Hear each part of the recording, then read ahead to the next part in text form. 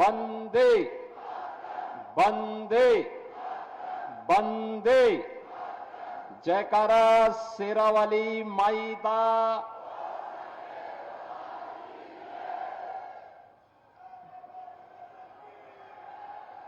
बाबा बलिकरण, बाबा सिद्ध गौरैया की इस पुण्य धरा को कोटि कोटि नमन करते हुए मैं आज जम्मू क्षेत्र के रामगढ़ में आयोजित इस सभा में आप सभी मतदाता बहनों और भाइयों का हृदय से अभिनंदन करता हूं। मंच पर उपस्थित हमारे सभी सम्मानित पूज्य संतजन, श्री योगी पुरुषोत्तम नाथ जी, योगी श्री राजेंद्र नाथ जी, योगी श्री भोलानाथ जी, योगी श्री पवन नाथ जी, भारतीय जनता पार्टी के लोकप्रिय प्रत्याशी डॉक्टर देवेंद्र कुमार मन्याल जी, विजयपुर से भारतीय जनता पार्टी के लोकप्रिय प्रत्याशी श्री चंद्र प्रकाश गंगा जी,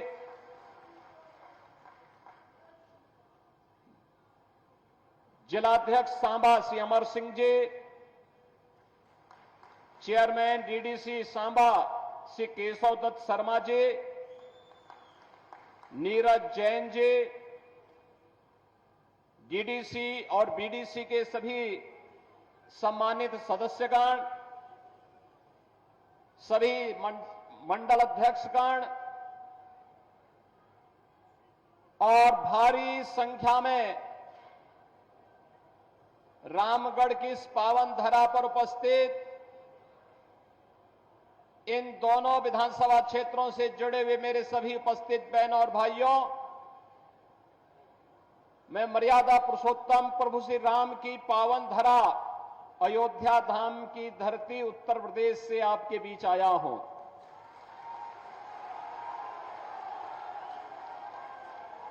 और कितना अच्छा संजोग है, अयोध्या धाम में प्रभु राम पैदा हुए और राम के नाम पे रामगढ़ जम्मू के अंदर बना है। बहनों और भाइयों, 1947 में देश आजाद हुआ।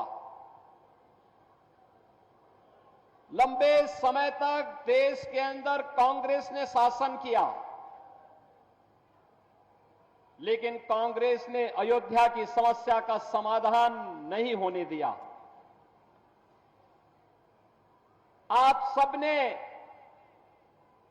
भारतवासियों ने मोदी जी पे विश्वास किया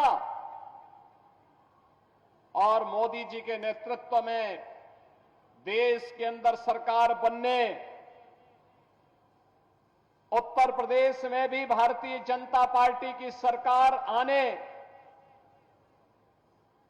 के तुरंत बाद 500 वर्षों की समस्या ऐसे समाधान हुई जैसे कि वो समस्या ही नहीं थी। आज तो अयोध्या में 5 सदी के बाद फिर से अयोध्या में रामलला विराजमान हो चुके हैं, भव्य राम मंदिर का निर्माण हो चुका है। बहनों और भाइयों, कांग्रेस का नाम ही समस्या है और भारतीय जनता पार्टी का समाधान है। जो समस्या है उसके लिए बहाना चाहिए। कांग्रेस हमेशा बहाना बना करके देश की जनता को बेवकूफ बनाती रही है और यही कारण है देश में आतंकवाद की समस्या हो, उग्रवाद की समस्या हो, नक्सलवाद की समस्या हो, जातिवाद की समस्या हो, क्षेत्रवाद की हो, भाषावाद की हो, ये जितना भी विभाजन की बीज हैं, ये सभी विष बेल को बोने का कार्य उसको पलवित और पोषित करने का कार्य कांग्रेस ने देश के अंदर आजाद भारत में किया। हिंदुओं को कमजोर करने का पाप किया और इनके पाप का परिणाम है यह आतंकवाद। कांग्रेस की सरकार जब केंद्र में थी और जम्मू कश्मीर में उसके साथ सहयोगी दलों की सरकारें चल रही थी, तब पत्थरबाजी की घटना होती थी। धड़ल्ले से यहां पर किस तरह की घटनाएं होती थी, किसी से छुपा हुआ नहीं है। लेकिन आपने देखा होगा पिछले कई वर्षों से मोदी जी के आने के बाद गृह मंत्री के रूप में माननीय अमित शाह जी के आने के बाद आतंकवाद अंतिम श्वास गिन रहा है और पत्थरबाज पूरी तरह गायब हो गए हैं। बहनों और भाइयों, ये परिवर्तन है, समाधान है। जिस जम्मू कश्मीर के लिए 1953 में भारतीय जनसंघ के संस्थापक अध्यक्ष डॉक्टर श्यामा प्रसाद मुखर्जी ने अपना बलिदान दिया था, जिस जम्मू कश्मीर के अंदर उन्होंने एक नारा दिया था पूरे देशवासियों के लिए, वह नारा था, एक देश में दो प्रधान, दो विधान, दो निशान नहीं चलेंगे, नहीं चलेंगे। भारतीय जनता पार्टी का एक एक कार्यकर्ता भारत माता का हर सच्चा सपूत इसके लिए लड़ता रहा, कार्य करता रहा। डॉक्टर श्यामा प्रसाद मुखर्जी के उस सपने को साकार करने का कार्य किसी ने किया है तो प्रधानमंत्री मोदी जी ने किया। 370 सदैव के लिए समाप्त कर दिया, 35A सदैव के लिए समाप्त कर दिया। आतंकवाद की नर्सरी समाप्त हो गई। अन्यथा ये कांग्रेस हो या पीडीपी या फिर नेशनल कॉन्फ्रेंस, ये सभी तो जम्मू कश्मीर को आतंकवाद का एक वेयर हाउस बना चुके थे। और वेयर हाउस से यहां का नौजवान जिसकी ऊर्जा यहां के विकास में लगनी चाहिए थी, जिसकी प्रतिभा का लाभ देशवासियों को मिलना चाहिए था, उस पूरे जम्मू कश्मीर को इन्होंने अपने राजनीतिक स्वार्थ के लिए तबाह करके रख दिया था। बहनों और भाइयों, क्या नहीं था हमारे जम्मू कश्मीर के पास? क्या नहीं था हमारे पास? मैं आप सबसे कहना चाहता हूं कि आज जम्मू कश्मीर के अंदर हम जब बात करते हैं तो सचमुच मुझे उन महान विभूतियों की याद आती है। महाराजा हरि सिंह जिन्होंने पहचान दिलाई थी। महाराजा हरि सिंह का शासन केवल यहीं तक नहीं था। और याद करिए, भारतीय जनता पार्टी की सरकार जम्मू कश्मीर में आते ही महाराजा हरि सिंह का कश्मीर फिर से आपके सामने होगा।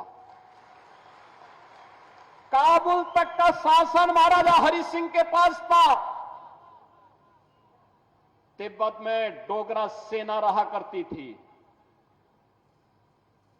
कौन नहीं जानता है पंडित प्रेमनाथ डोगरा जी के प्रति किसके मन में सम्मान का भाव न हो। और जब कबालाई यहां घुस करके आतंक फैलाना चाहते थे, तब ब्रिगेडियर हरि सिंह ने, तब ब्रिगेडियर राजेंद्र सिंह जी ने last man and last bullet का नारा भारत की रक्षा के लिए अपने आप को बलिदान दिया था। इतनी महान परंपरा जिसने अपने परिश्रम से, अपने पुरुषार्थ से जम्मू कश्मीर को धरती का स्वर्ग बनाया था, जिन्होंने अपने बलिदान से, अपने लहू से सींच करके इस धरती का स्वर्ग जम्मू कश्मीर को बनाया था, आज उसे मजहबी उन्माद का जो एक मोड़ है उसमें बदलने का पाप ये कांग्रेस, ये पीडीपी और नेशनल कॉन्फ्रेंस ने ही किया है। ये पाप करने वाले लोग जो देश के साथ गद्दारी कर रहे थे, देश के संसाधनों का उपभोग कर रहे थे, उनको सबक सिखाने का चुनाव है ये जम्मू कश्मीर विधानसभा का चुनाव। और इसी के लिए आज मैं आपके पास आया हूं। बहनों और भाइयों, परिवर्तन किस रूप में होता है याद करिए।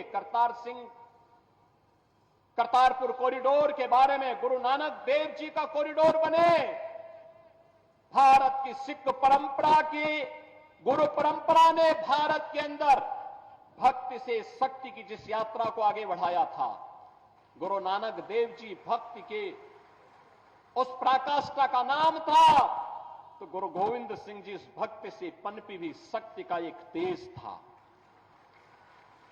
याद करिए, करतारपुर कॉरिडोर का निर्माण प्रधानमंत्री मोदी जी के द्वारा कराया गया।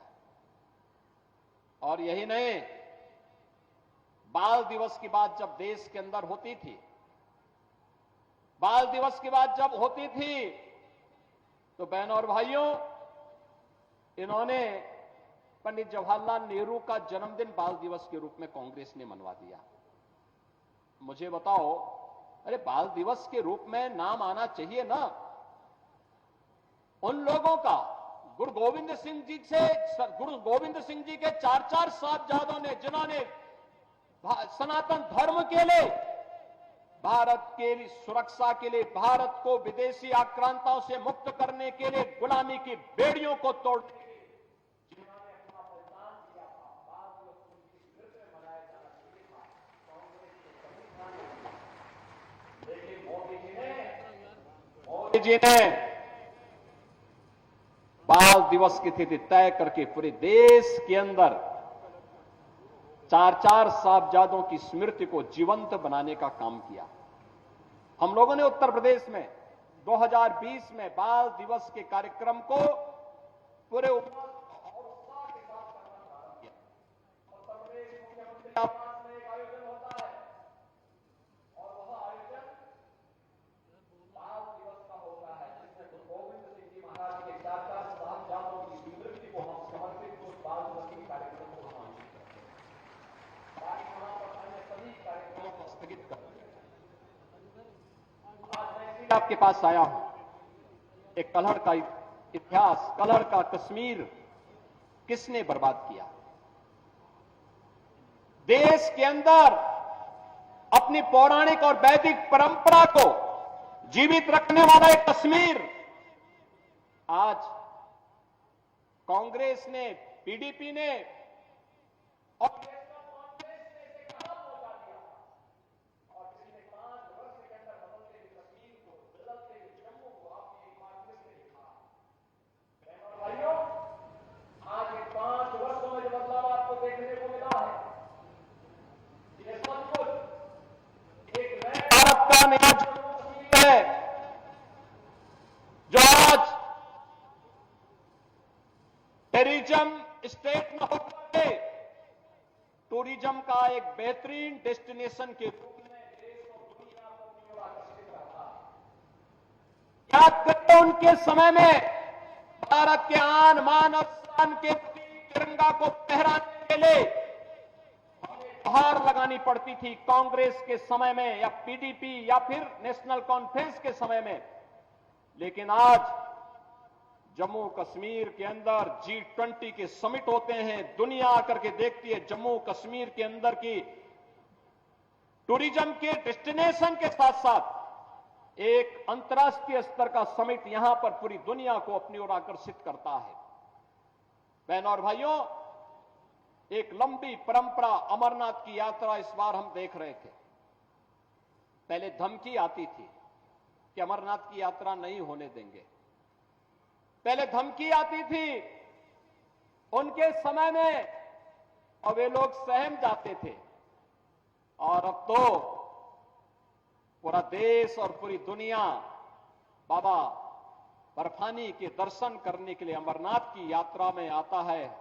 धूम धड़ाके के साथ आता है, धूम धड़ाके के साथ जम्मू कश्मीर की सुगंध को लेकर के पूरी दुनिया के अंदर पहुंचाने का काम करता है। माता वैष्णो देवी का दर्शन करने के लिए पूरा भारत आता है, पूरी दुनिया के सनातन हिंदू धर्मावलंबी आते हैं, पूरी श्रद्धा भाव के साथ यहां आते हैं। ये कांग्रेस के लोग, ये नेशनल कॉन्फ्रेंस और ये पीडीपी के लोग, ये राजनीतिक पार्टी नहीं बल्कि प्राइवेट लिमिटेड कंपनियां हैं। प्राइवेट लिमिटेड कंपनियां निवेश करें और उसके माध्यम से उद्योग धंधे चलाएं तो ठीक बात है, लेकिन राजनीति में प्राइवेट लिमिटेड कंपनियां बंद होनी चाहिए, क्योंकि ये राजसत्ता को अपनी बपौती मान करके आम जनता का शोषण करते हैं। और यही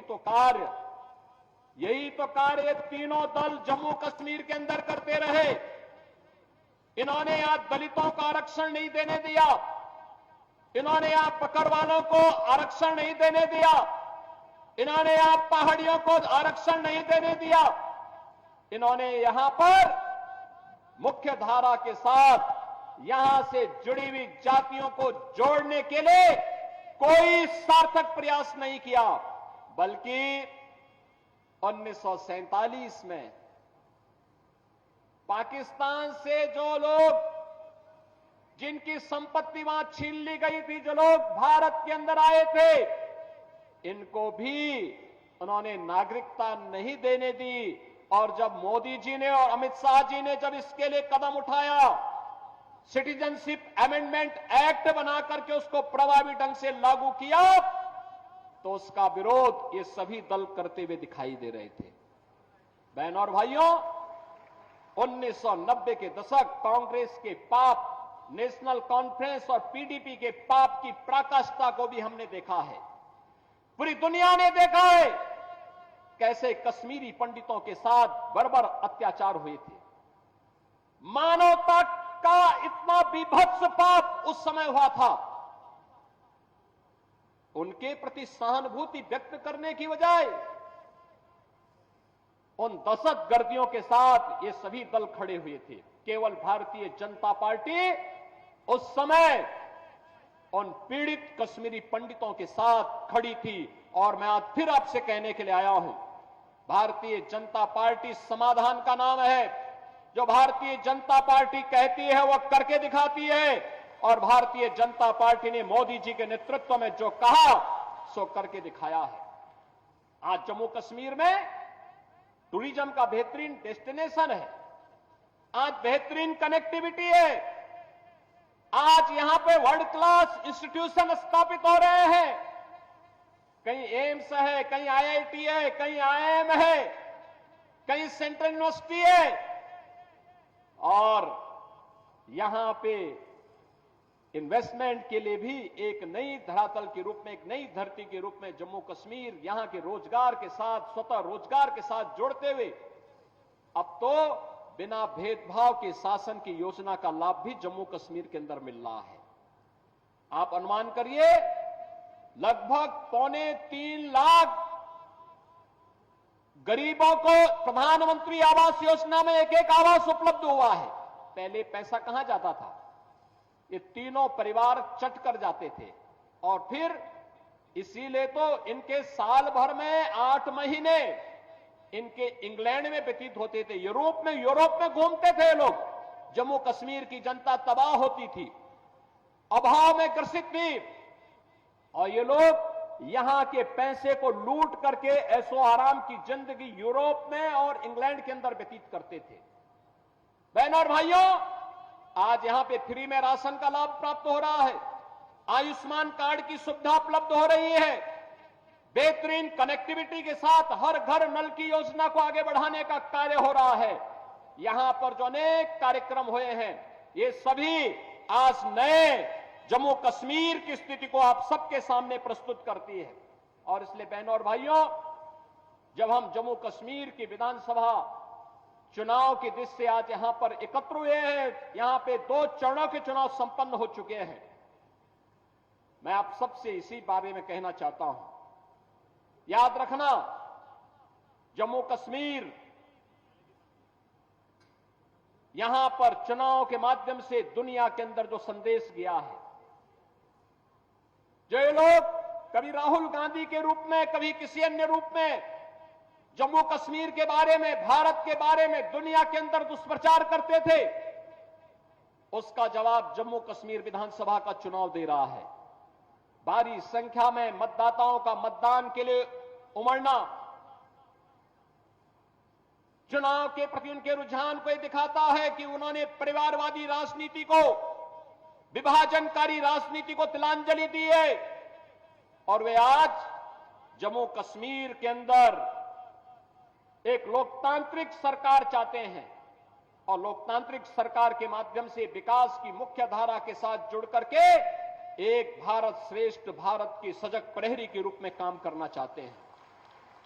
बहनों और भाइयों, शांतिपूर्ण तरीके से चुनाव और भारतीय जनता पार्टी की यहां पर वापसी, याद रखना पाक अधिकृत कश्मीर भी फिर कश्मीर का ही पार्ट होने वाला है, जम्मू कश्मीर का ही भाग होने वाला है। और यही तो हलचल है पाकिस्तान में। वे अपने लोकतंत्र को बचा नहीं पाए,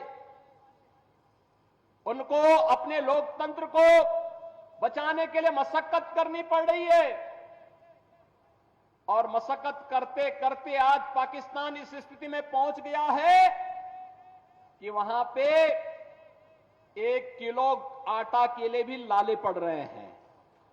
आप देख रहे होंगे, भारत है 80 करोड़ लोगों को फ्री में राशन की सुविधा का लाभ दे रहा है, 60 करोड़ लोगों को 5 लाख रुपए हर वर्ष स्वास्थ्य बीमा का कवर देता है। जीवन ज्योति बीमा योजना हो या जीवन सुरक्षा बीमा योजना, 12 करोड़ किसानों को किसान सम्मान निधि का लाभ दे रहा है, 10 करोड़ गरीबों के घर में शौचालय का निर्माण कर दिया है, 10 करोड़ गरीबों को उज्ज्वला योजना का फ्री का सिलेंडर उपलब्ध करवा चुका है। एक तरफ भारत है और दूसरी तरफ पाकिस्तान है, रोटी के लाले पड़ रहे हैं। स्वाभाविक रूप से भिखमंगा पाकिस्तान आज अपने आप को नहीं संभाल पा रहा है। कहीं पर पाक अधिकृत कश्मीर उससे अलग होने की आवाज उठा रहा है, तो कह रहा है कि हमें भी तो अधिकार था जम्मू कश्मीर के चुनाव में भाग लेने का, और जम्मू कश्मीर के चुनाव के साथ पाक अधिकृत कश्मीर में भी, मुर्शिदाबाद में भी अगर चुनाव होता ना तो और अच्छा संदेश जाता। लेकिन संदेश आपको देना है इस चुनाव के माध्यम से। दूसरी तरफ बलूचिस्तान अलग से कह रहा है, वो कह रहा है कि पाकिस्तान से हमारी केमिस्ट्री तो मिलती ही नहीं है, हमारी केमिस्ट्री उससे मिलती ही नहीं है, क्योंकि पाकिस्तान तो मानवता का दुश्मन है, ये मानवता का एक कैंसर है। इस कैंसर से दुनिया को मुक्ति मिलनी ही चाहिए और उस मुक्ति के लिए हम सब आपके पास आए हैं कहने के लिए। बहनों और भाइयों, जब हम आपके पास यहां पर आए हैं, मैं केवल आपके माध्यम से कांग्रेस के नेता श्री राहुल गांधी से कुछ प्रश्न करना चाहता हूं। मैं पूछना चाहता हूं उनसे कि जो नेशनल कॉन्फ्रेंस ने जम्मू कश्मीर के लिए अलग झंडे की बात कही है, क्या वह उसका समर्थन करते हैं? क्या राहुल गांधी 370 और 35A को वापस ला करके जम्मू कश्मीर को फिर से अशांत और आतंकवाद के युग में धकेलने की नेशनल कॉन्फ्रेंस की मांग का समर्थन करता है? क्या कांग्रेस कश्मीर के युवाओं की कीमत पर पाकिस्तान के साथ वार्ता करके फिर से अलगाववाद को बढ़ावा देने का समर्थन करती है? क्या कांग्रेस पार्टी पाकिस्तान के साथ LOC ट्रेड शुरू करने के नेशनल कॉन्फ्रेंस के निर्णय से फिर से बॉर्डर पार से आतंकवाद का पोषण करने का समर्थन करती है? क्या कांग्रेस आतंकवाद और पत्थरबाजी की घटनाओं में शामिल लोगों के परिजनों को फिर से सरकारी नौकरी में बहाल करके आतंकवाद दहशतगर्दी और बंद के दौर को फिर से लाने का समर्थन करती है? क्या कांग्रेस नेशनल कॉन्फ्रेंस के साथ अपने आरक्षण विरोधी चेहरे को फिर से सामने लाने का प्रयास नहीं कर रही है? और क्या जो यहां पर प्रधानमंत्री मोदी जी ने दलितों को, गुर्जरों को, बकरवालों को, पहाड़ियों को आरक्षण की सुविधा प्रदान की है, क्या नेशनल कॉन्फ्रेंस के द्वारा इन्हें समाप्त करने की घोषणा का क्या वह समर्थन करती है? क्या कांग्रेस चाहती है कि शंकराचार्य पर्वत, तख्त सुलेमान और हरि पर्वत को ये मारन के नाम से जाने जाए? क्या कांग्रेस जम्मू कश्मीर की अर्थव्यवस्था को एक बार फिर से भ्रष्टाचार की आग में झोंककर पाकिस्तान समर्थित गिने चुने परिवारों के हाथों में सौंपने का समर्थन करती है? क्या कांग्रेस पार्टी नेशनल कॉन्फ्रेंस के जम्मू और घाटी के बीच भेदभाव की राजनीति का समर्थन करती है? क्या कांग्रेस और राहुल गांधी कश्मीर को ऑटोनॉमी देने की नेशनल कॉन्फ्रेंस की विभाजनकारी सोच और नीतियों का समर्थन करती है? बहनों और भाइयों, हमें भूलना नहीं चाहिए, ये आर्टिकल 370 पंडित नेहरू ने यह दंश जम्मू कश्मीर के लोगों को दिया था। घाटी में कश्मीरी पंडितों का पलायन कांग्रेस और नेहरू की वजह से हुआ। देश की आजादी के बाद बहनों और भाइयों, जब देश के सभी राज्य विकास की मुख्य धारा के साथ जुड़ चुके हैं, तब जम्मू कश्मीर के अंदर विकास की धारा से यहां की जनता जनार्दन को क्यों वंचित रखा गया? बहनों और भाइयों, और आज इसीलिए आज मैं आपके पास आया हूं कहने के लिए, आज तो जम्मू कश्मीर की पहचान जो मैंने आपको बताया, Chenab bridge, Zojila tunnel, doctor Shyama Prasad Mukherjee tunnel, ये सभी आज जम्मू कश्मीर की पहचान बन चुके हैं। ये जम्मू कश्मीर को एक नई पहचान दिला रहे हैं। वंदे भारत ट्रेन दिल्ली कटरा के बीच या यहां की पहचान बन रही है। और जम्मू कश्मीर के अंदर आज जिस प्रकार की एक नई स्थिति पैदा हुई है, मैंने अपने भाषण के शुरुआती दौर में कहा कि बहनों और भाइयों, मैं मर्यादा पुरुषोत्तम प्रभु श्री राम की पावन धरा उत्तर प्रदेश की धरती से यहां पे आया हूं। अयोध्या में रामलला का भव्य मंदिर बना, 5 सदी के बाद रामलला का विराजमान हुआ। कारण था बीजेपी के कारण, मोदी जी के कारण। और याद रखना, अयोध्या का इंटरनेशनल एयरपोर्ट का नामकरण भी महर्षि वाल्मीकि के कारण, वाल्मीकि के नाम पर हुआ है। ये भारतीय जनता पार्टी है। आज अयोध्या धाम में आप जाएंगे, आपको 4 लेन की कनेक्टिविटी मिलेगी, बेहतरीन सुविधाएं मिलेंगी, रेलवे की, सड़क की, एयर कनेक्टिविटी की। ये विकास, सुरक्षा, रोजगार, ये केवल और केवल भारतीय जनता पार्टी दे सकती है। जम्मू कश्मीर आज इन आकांक्षाओं को लेकर के आगे बढ़े, और इन आकांक्षाओं का प्रतीक देश के अंदर केवल मोदी जी हैं, केवल भारतीय जनता पार्टी है, केवल भारतीय जनता पार्टी है। और भारतीय जनता पार्टी के विकास, सुरक्षा और सम्मान के इस अभियान को आगे बढ़ाने के लिए जम्मू कश्मीर को अब चूकना नहीं चाहिए। और इसीलिए मैं आज आपके पास आया हूं आप सबका आह्वान करने के लिए। 2 चरणों के चुनाव संपन्न हुए, अब आगे चुनाव में आपको भागीदार बनना है। भारतीय जनता पार्टी ने रामगढ़ से डॉक्टर देवेंद्र कुमार मन्याल को, विजयपुर से श्री चंद्र प्रकाश गंगा जी को और सामा से श्री सुरजीत सिंह जी को अपना प्रत्याशी बना करके आपके बीच में उतारा है।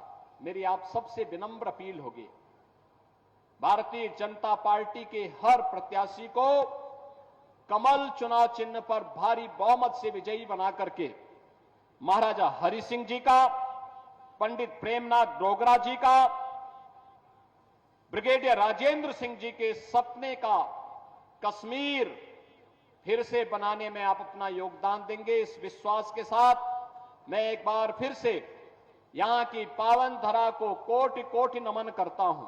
आप सबका हृदय से अभिनंदन करता हूं। आप सबको विजयादशमी की अपनी मंगलमय शुभकामनाएं अग्रिम रूप से देते हुए वाणी को देता हूं विराम। मेरे साथ बोलेंगे भारत माता की, भारत माता की, भारत माता की जय श्री राम, जय जय श्री राम।